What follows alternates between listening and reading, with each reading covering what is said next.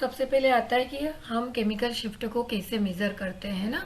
तो measurement technique में shortly discuss कर रही हूँ यहाँ पर कि हम यहाँ पर मेज़रमेंट लेने के लिए जब हम किसी सैंपल का केमिकल शिफ्ट वैल्यू निकालना है, मतलब हमको एनएमआर स्पेक्ट्रम रन कराना है, तो उसमें एक हमको स्टैंडर्ड लेना पड़ता है एक बात। और वो स्टैंडर्ड कौन सा होता है? टेट्रामिथाइल सिलेन, है ना। क्यों लेते हैं इसका कारण आप सब ऑलरेडी जानते हैं। दूसरी एक खास चीज़ होती है कि जब हम एनएमआर स्पेक्ट्रम रन कराते हैं तो उसमें हमारा होता है choose of the solvent, selection of the solvent. तो हमको जनरली जो भी कंपाउंड का हमको एनएमआर स्पेक्ट्रम लेना होता है उसको हम किसी सॉल्वेंट में डिजॉल्व करते हैं और सॉल्वेंट का सिलेक्शन ऐसा किया जाता है कि सॉल्वेंट जो है इस तरह से चूज किया जाता है कि जो कंपाउंड है हमारा, जो सैंपल है, it is purely 100% miscible in that solvent. पूरी तरह से वो डिजॉल्व हो जाना चाहिए, होमोजीनस सॉल्यूशन बनना चाहिए, क्लियर बनना चाहिए, ट्रांसपेरेंट बनना चाहिए। तो जनरली हम जो सॉल्वेंट लेते हैं जैसे वाटर है ना, अल्कोहल है, इथाइल अल्कोहल है, इसमें नहीं होता है तो हम वो लेते हैं DMF, dimethyl formamide, may be taken as pyridine. ये सॉल्वेंट लिए जाते हैं, है ना। और ये जो सॉल्वेंट लिए जाते हैं इसमें थोड़ी सी प्रॉब्लम ये होती है कि solvent already contains proton. Solvent में भी खुद के प्रोटॉन होते हैं। जैसे हम वाटर की बात करें तो H2O, और अगर हमने वाटर H2O डायरेक्ट ले लिया और उसमें उसको कंपाउंड को डिजोल्व करके हमने दे दिया सैंपल के लिए, तो वहाँ प्रॉब्लम क्या होगी कि वाटर की पीक्स आएंगी, है ना, एनएमआर की, और फिर हमारा कंपाउंड का स्पेक्ट्रम उसमें मिक्स अप हो जाएगा। तो हम यहाँ ये हमको प्रिकॉशंस रखना होती है कि जो सॉल्वेंट लिए जाते हैं डिजोल्व करने के लिए कंपाउंड को, हमारे सैंपल को, वो कौन से लिए जाते हैं? ड्यूटी रेटेड सॉल्वेंट लिए जाते हैं। इसका मतलब ये होता है कि सॉल्वेंट में जो हमारा मॉलिक्यूल होता है, जैसे वाटर है तो वाटर में H2O ना होके क्या होता है? D2O होता है वो। तो ड्यूटी रेटेड सॉल्वेंट लिए जाते हैं। ड्यूटी रेटेड क्लोरोफॉर्म CdCl3 लिया जाता है, ड्यूटी रेटेड प्रीडीन लिया जाता है, ड्यूटी रेटेड अल्कोहल लिया जाता है C2H5OH, तो वो हो जाता है आपका C2H5OD। तो we have taken deuterated solvent, but जो ड्यूटी रेटेड सॉल्वेंट लिए जाते हैं उनमें भी 0.1% हमारा फिर भी प्रोटॉन वाला सॉल्वेंट, H कंटेनिंग सॉल्वेंट होता है। इस कारण से उनकी हमको थोड़ी सी एक शार्प पीक मिलती है एनएमआर स्पेक्ट्रम में, और वो क्लियर इंडिकेट होती है कि ये ड्यूटी रेटेड सॉल्वेंट के कारण आ रही है ना। तो वो अपने को मतलब नोन होती है और वो हम पता कर लेते हैं। तो हमको किन चीज़ों का ध्यान रखना है? मेजरमेंट टेक्निक जब हम लेते हैं, एक स्टैंडर्ड लेते हैं, कॉमन स्टैंडर्ड है टेट्रामिथाइल सिलेन। दूसरी चीज़ हमको सॉल्वेंट का सिलेक्शन करना होता है। सॉल्वेंट का सिलेक्शन ऐसा किया जाता है कि कंपाउंड जो सैंपल है should be dissolve 100% in that solvent, है ना। तो we can check the solubility of the sample, है ना। और जब हम देख लेते हैं कि इसमें 100% सॉल्युबल है, वो वाला हम सॉल्वेंट फिर हम वहाँ जहाँ हमको ये एनएमआर स्पेक्ट्रम करवाना होता है स्पेक्ट्रोमीटर में, वहाँ लैब में वो सॉल्वेंट का क्राइटेरिया हम दे देते हैं। तो वो फिर उसी सैंपल में वो सॉल्वेंट, वो वहाँ से ड्यूटी रेटेड सॉल्वेंट डाला जाता है। तो compound should be 100% soluble in that solvent, है ना। ये इसकी नेसेसरी कंडीशन होती है। और तीसरी खास चीज होती है कि हमारा सैंपल वापस से हमको मिल जाता है।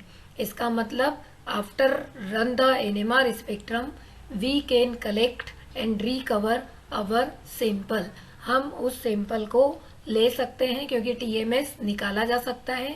आपको मालूम है ये वोलेटाइल नेचर का होता है, हल्का सा हीट अप करते हैं, ये वोलेटाइल होने के कारण इवापोरेट हो जाता है, निकल जाता है बाहर, और हमारा कंपाउंड, हमारा सैंपल रिकवर हो जाता है। और ये वहाँ प्रॉब्लम आती है जहाँ जैसे नेचुरल प्रोडक्ट की बात करते हैं तो हमारा जो सैंपल आता है वो जो एक्सट्रैक्ट करके निकाला जाता है क्रोमेटोग्राफी से, वो बहुत माइन्यूट अमाउंट में आता है और इतना कम आता है, और हमको बहुत सारे काम करने होते हैं, है ना। आइडेंटिफिकेशन करना होता है, एक्टिविटी करना होता है, NMR 1H NMR, 2D NMR, carbon 13 NMR, IR, ये सारे हमको यूवी विजिबल स्पेक्ट्रम ये सब लेने होते हैं, है ना। तो हम इसको इसलिए हमारे कंपाउंड को, हमारे सैंपल को रिकवर कर सकते हैं, है ना। फिर हमारी बात आती है कि जब हम केमिकल शिफ्ट वैल्यू मेजर करते हैं तो हमको क्या ध्यान होना होता है? इक्विवेलेंट और नॉन इक्विवेलेंट सेट क्या होते हैं, है ना।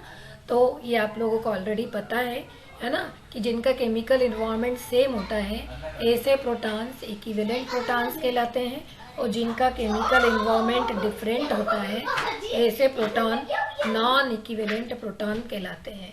तो नॉन इक्विवेलेंट प्रोटॉन्स जितने होते हैं उतनी ही नंबर ऑफ पीक्स हमको एनएमआर स्पेक्ट्रम में मिलती है। जितने नॉन इक्विवेलेंट प्रोटॉन्स होते हैं उतनी ही नंबर ऑफ पीक्स हमको एनएमआर स्पेक्ट्रम में मिलती है, और जितने इक्विवेलेंट होते हैं उनकी हमको एक ही पीक मिलती है। एक ये याद रखना है। सेकेंड थिंग ये याद रखना है कि हम जितने नंबर ऑफ इक्विवेलेंट प्रोटॉन्स होते हैं is directly proportional to the intensity of the peak, है ना, कि 6 इक्विवेलेंट प्रोटॉन है तो 6 इक्विवेलेंट प्रोटॉन की पीक 6 टाइम्स लार्ज आएगी इसके कंपैरिजन में 1 प्रोटॉन के कंपैरिजन में।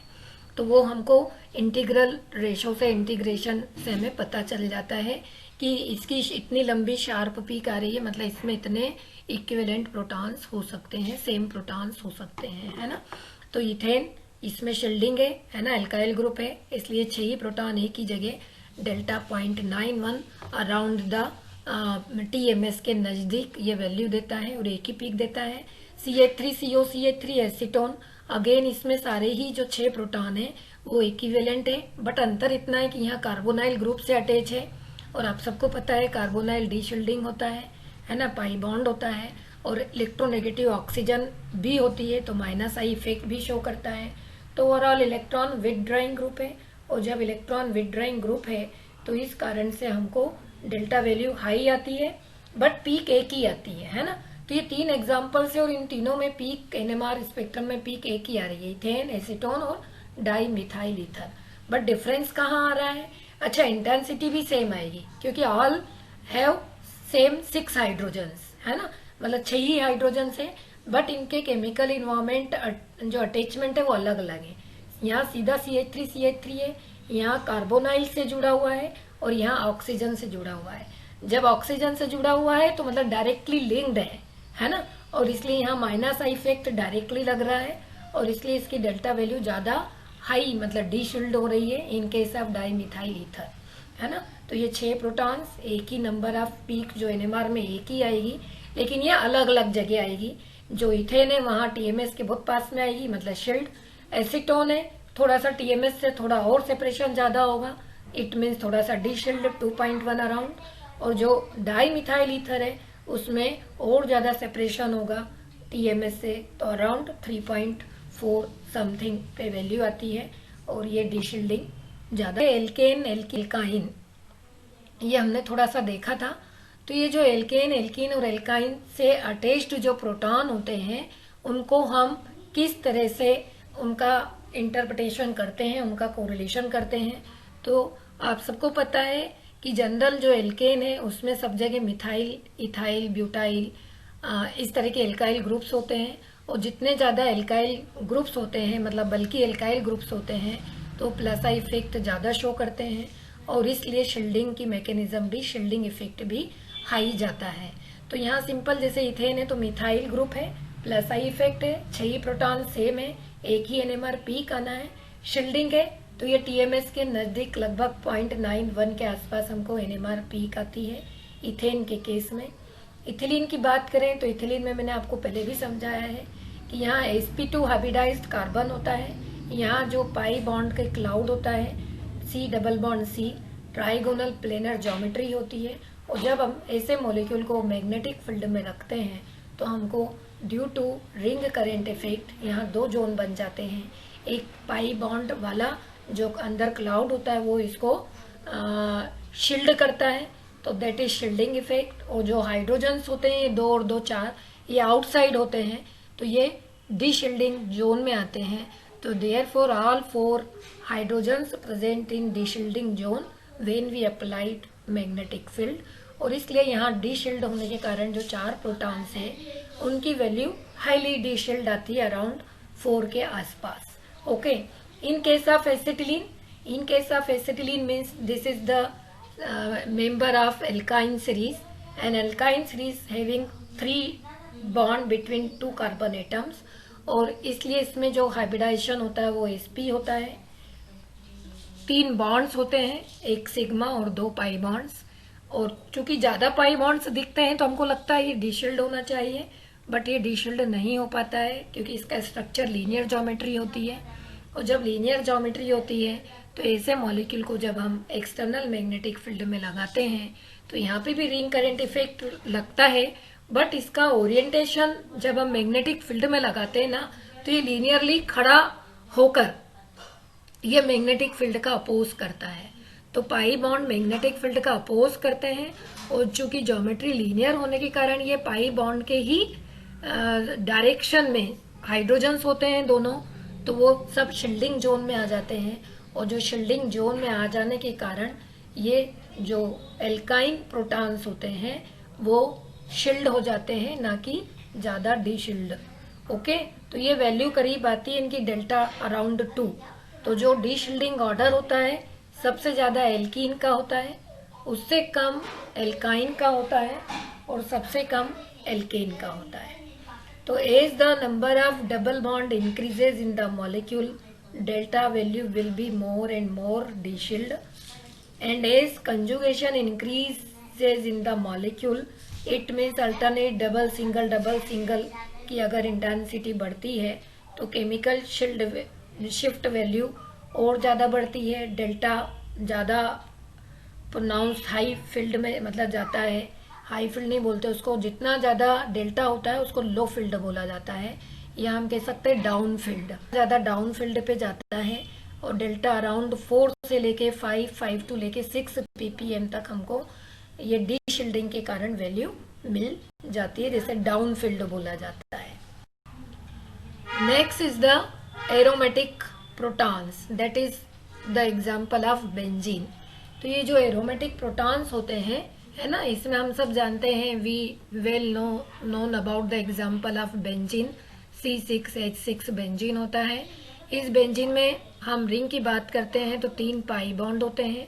ये जो 3 पाई बॉन्ड का क्लाउड होता है वो अल्टरनेट डबल सिंगल ऐसे रिंग घूमती रहती है, और ये 6 पाई इलेक्ट्रॉन्स ऐसे ऐसे ब्रोकन रिंग के फॉर्म में इसमें सब जगह रिजोनेटेड होते रहते हैं। तो ये रिजोनेंस होता है और इसलिए इसमें हर कार्बन sp2 हाइब्रिडाइज्ड होता है, और हाइब्रिडाइज्ड होने के कारण ये परफेक्टली हेक्सागोनल ज्योमेट्री होती है, और हर कार्बन के बीच की जो बॉन्ड लेंथ होती है वो फिक्स होती है, ना तो डबल और ना सिंगल, है ना। ये अराउंड होती है 3.9 एंगस्ट्रॉम, जो ये बताती है कि ये मॉलिक्यूल हाईली स्टेबल होता है, रिजोनेंस शो करता है, कंजुगेशन शो करता है, एरोमेटिक कंपाउंड है, हुकल रूल का फॉलो करता है, जहां इसमें 6 पाई इलेक्ट्रॉन्स होते हैं, 4n+2 पाई इलेक्ट्रॉन्स रूल को फॉलो करता है और हाईली स्टेबल होता है।